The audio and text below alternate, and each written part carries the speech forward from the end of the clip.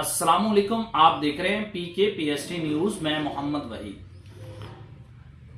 ناظرین، پاکستان نے جو افغانستان پر حملہ کیا ہے تو اس وقت افغانستان کے جو وزیر خارجہ تھے وہ بھارت کے اندر موجود تھے۔ بھارتی وزیر خارجہ جے شنکر سے ملاقات کر رہے تھے۔ بھارت نے اور افغانستان نے باقاعدہ طور پر ایک دوسرے کے ممالک میں سفارت خانے کھولنے کی اجازت دے دی ہے۔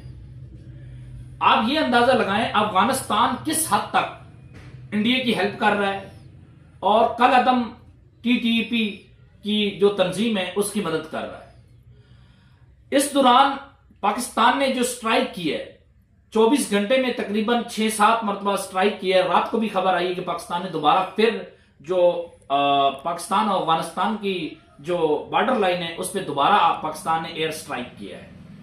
تو بھارت جو گلونا کھیل کھیل رہا ہے اس خطے کے اندر، اس کا بھرپور جو ساتھ ہے طالبان دے رہے۔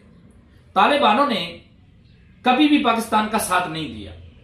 اب ان کی نظریں کے پی کے پہ لگی ہوئی ہیں کہ ہم کے پی کے پاکستان سے چھین کر رہیں گے، چاہے وہ بھارت کے ذریعے چاہے وہ خود کر کے دکھائیں، مگر ان کی اتنی اوقات نہیں ہے وہ کے پی کے پاکستان سے چھین کر دکھائیں۔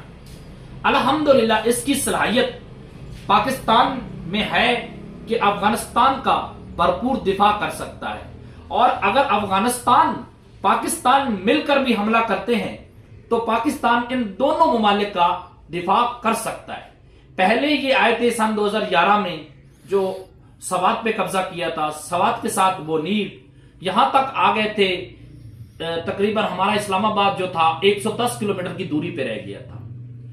تو اس وقت یہی فیصلہ ہوا کہ مذاکرات کے ذریعے حل نکالا جائے، لیکن یہ مذاکرات سے مانے نہیں۔